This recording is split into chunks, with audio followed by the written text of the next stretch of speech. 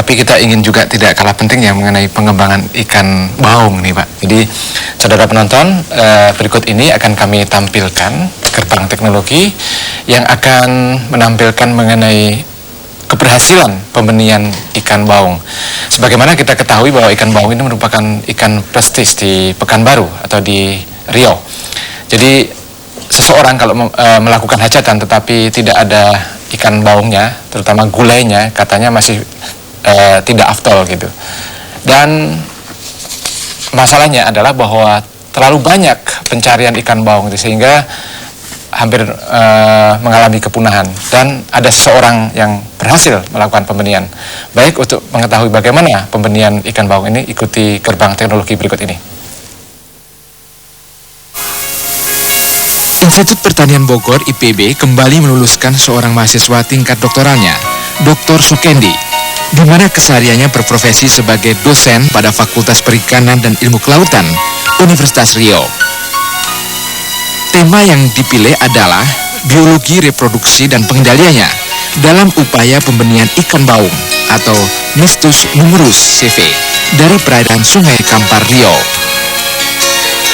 Ikan baung merupakan ikan air tawar yang hidup secara liar dan mengandung nilai ekonomis penting, serta merupakan bagian terpenting dari potensi perikanan daerah Riau.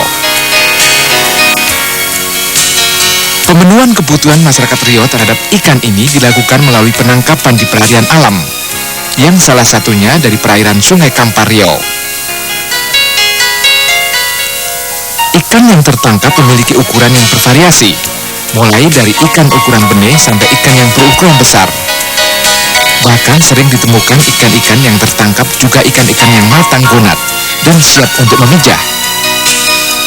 Bila hal ini terjadi terus-menerus, maka suatu saat dikhawatirkan akan terjadinya gangguan kelestarian ikan baung tersebut yang dapat mengakibatkan punahnya dari peralihan alam, khususnya dari perairan Sungai Kampar yang merupakan salah satu sungai terbesar di daerah Riau.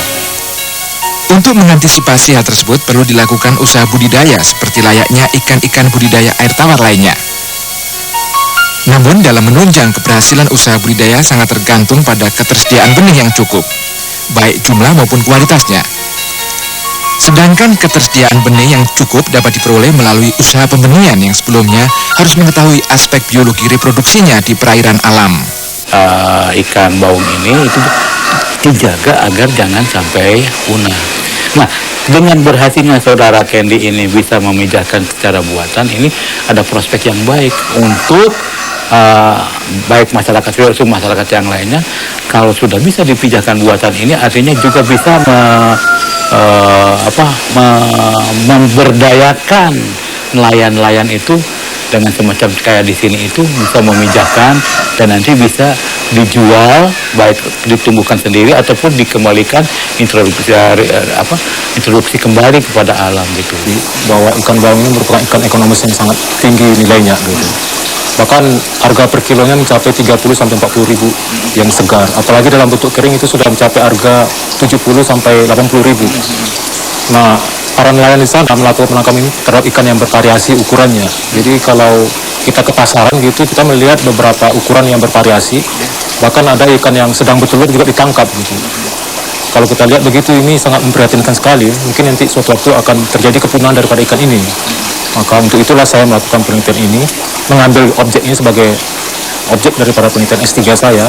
Saya angkat sebagai judul untuk penelitian S3 saya. Oleh sebab itu, penelitian yang dilakukan oleh Dr. Sukendi ini dilakukan dengan harapan nantinya kebutuhan masyarakat terhadap ikan ini dapat terpenuhi dan kelestariannya dari alam dapat terjaga, serta dapat meningkatkan pemanfaatan sumber daya alam, khususnya sumber daya perikanan yang sekaligus juga dapat meningkatnya pendapatan para petani ikan. Tahap-tahap yang dilakukan oleh Dr. Sukendi adalah sebagai berikut. Tahap pertama adalah penyeleksian induk. Sebelum disuntik, terlebih dahulu dilakukan penyeleksian induk ikan baung jantan dan betina matang gonat dengan melihat alat genitalnya. Induk ikan baung matang gonat, lubang alat genital lebih besar dan berwarna merah. Sedangkan pada induk ikan baung jantan, alat genital lebih memanjang, yang merupakan saluran tempat mengeluarkan spermatozoa, serta pada ujung alat genital berwarna memerah bila matang gonat. Tahap kedua adalah penimbangan induk. Sebelum penyuntikan, induk ikan baung ditimbang untuk menentukan dosis penyuntikan yang diberikan. Tahap ketiga adalah penyuntikan. Penyuntikan dilakukan secara intramuskular, yaitu penyuntikan di bagian depan sirip punggung sebanyak 2 kali dengan selang waktu 6 jam antara suntikan pertama dan kedua. Suntikan pertama dengan menggunakan Ovaprin dan suntikan kedua dengan menggunakan PGF2. Tahap keempat adalah pengurutan atau stripping. Pengurutan dilakukan 6 jam setelah suntikan kedua. Bila belum terjadi ovulasi, maka suntikan berikutnya dilakukan setiap 1 jam sekali. Tahap kelima adalah fertilisasi. Fertilisasi dilakukan dengan cara mencampur telur dengan semen yang telah diencerkan dengan larutan NaCl fisiologis. Nah, dari hasil penelitian yang saya lakukan dengan menggunakan kombinasi hormon Ovaprin dan PGF2 alpha, itu dapat menghasilkan hasil pemijahan lebih baik gitu. Bahkan saya mencoba 2 sumber induk. Yang pertama saya induk matang gonat dari alam, kemudian induk matang gonat yang saya matangkan di kolam gitu. Ternyata induk yang dimatangkan di kolam itu lebih bagus hasilnya daripada induk yang dari alam. Ini membuktikan bahwa ikan baung ini mempunyai prospek yang dapat dikembangkan dengan baik gitu. Pemeliharaan dan pembesaran larva sampai ukuran benih siap untuk ditebar di kolam atau di restocking kembali ke perairan alam dilakukan sampai berumur 8 minggu atau 56 hari. Selama pemeliharaan larva diberi pakan nupili, artemia, dan tupivec SP. Pemberian pakan nupili artemia dilakukan pada larva berumur 2 hari saat kuning telur habis, sampai larva berumur 5 hari, sedangkan pemberian tupivec SP dilakukan pada umur larva 6 sampai 56 hari. Benih siap untuk ditebar. Dalam pemberian pakan tupivec SP, terlebih dahulu dibersihkan dari kotoran yang ada, agar tidak terkontaminasi dengan wadah pemeliharaan. Saudara penonton, demikian tadi keberhasilan seorang Dr. Sukendi, di mana dalam penelitiannya telah berhasil mengembangkan ikan baung melalui pembenihan, dan di mana kita ketahui barangkali baru satu-satunya orang yang berhasil dalam melakukan pembenihan ikan baung gitu. Dan kita harapkan bahwa Anda tidak kehilangan momen untuk mencatat alamat Dr. Sukendi agar Anda bisa berhubungan lebih jauh. Dan dalam kesempatan Rakam Desa ini kami juga tidak